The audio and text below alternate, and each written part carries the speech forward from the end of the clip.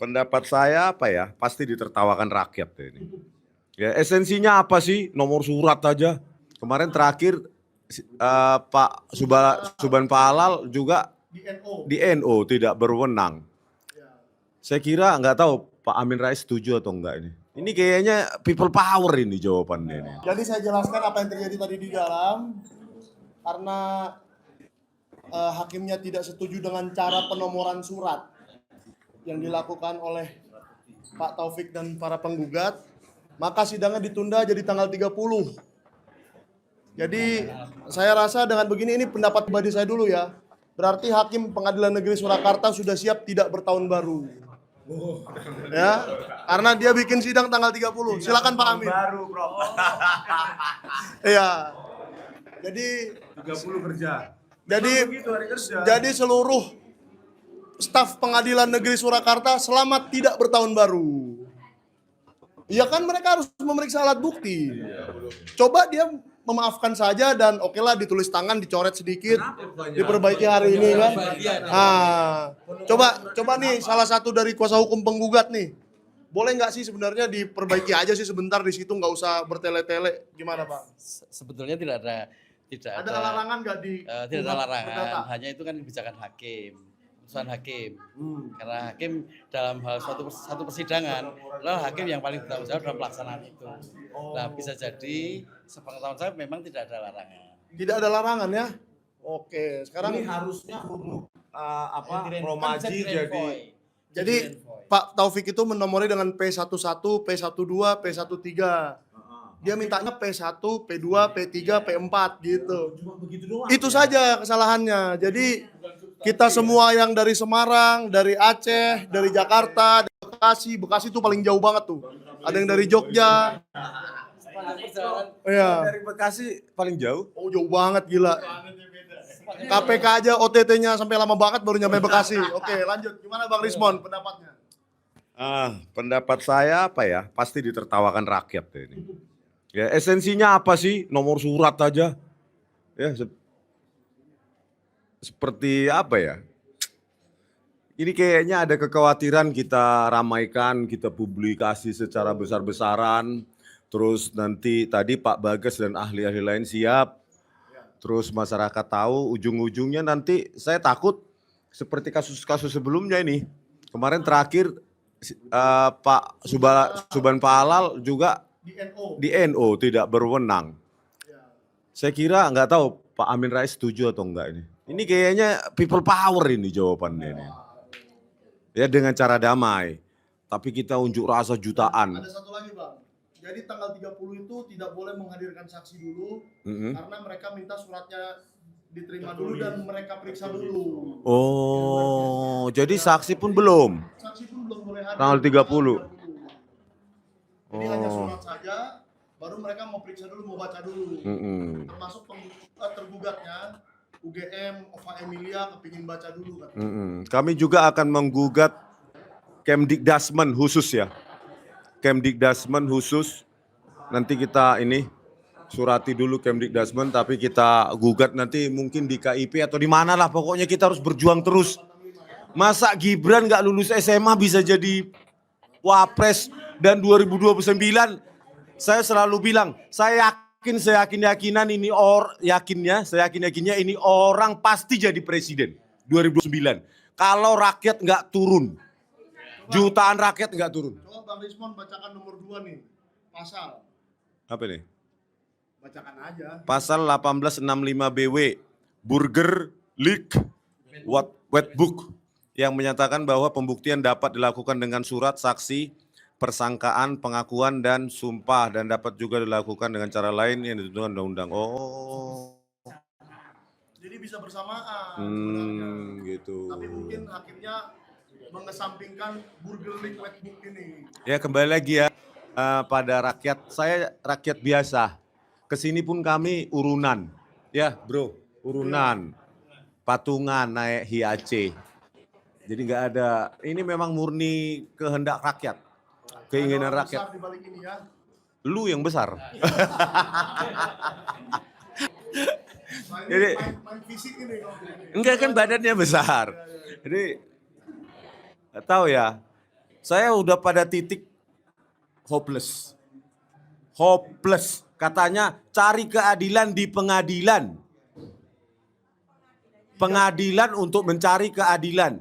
Tetapi Ditunjukkan di pengadilan. ya, Gibran diadili di pengadilan. Enggak juga. Kemarin berkas-berkasnya digugat oleh Pak Subhan Palal. Terus mau kemana sih negara ini? Kalau kalian masih bungkam, ya rakyat itu yang masih berpikir nggak hari ini, berpikirnya nggak hari ini kita. Anak cucu kalian itu loh pikirin. Coba, ini orang yang lulusan SMP ini, lulus nggak? Orang lulus nggak sih? Nanti kita cek ke SMP Negeri 1 Surakarta. Yang pasti dia nggak lulus SMA, nggak punya ijazah SMA baik dalam dan luar negeri, dan sudah kita tulis dalam buku Gibran Endgame, Wapres tak lulus SMA, Januari kita publikasi launching besar-besaran. Ya, supaya masyarakat sadar, Termul pun bisa tobat. Bayangkan ini lulusan SMP nanti yang akan memimpin kita hampir 300 mungkin, 29 nanti. Hampir 300 juta dipimpin oleh ini orang. Yang menurut isu juga pernah kena tangkap narkoba. Itu isu ya. Nah, katanya sih Kapolresnya saat itu Listio Sigit Prabowo. Oh katanya ya? Katanya tapi ya kan. Memang beliau pernah Kapolres Solo dulu? Iya pernah. Nah, bayangkan, oke dah itu diabaikan. Tapi inilah, dengan lulusan SMP. Halo, pengambil keputusan lulusan SMP yang sudah menjanjikan 19 juta lapangan pekerjaan. Masa omongan saya ini dikatakan Termul narasi kebencian sih? Apakah saya harus menjilat baru saya dibilang nggak membenci? Nggak tahu ini. Ya rakyat, kalau zamannya Pak Amin Rais bisa reformasi digerakkan. Terus, iya Pak. Pak Rismon, itu loh, apa namanya itu? Baca.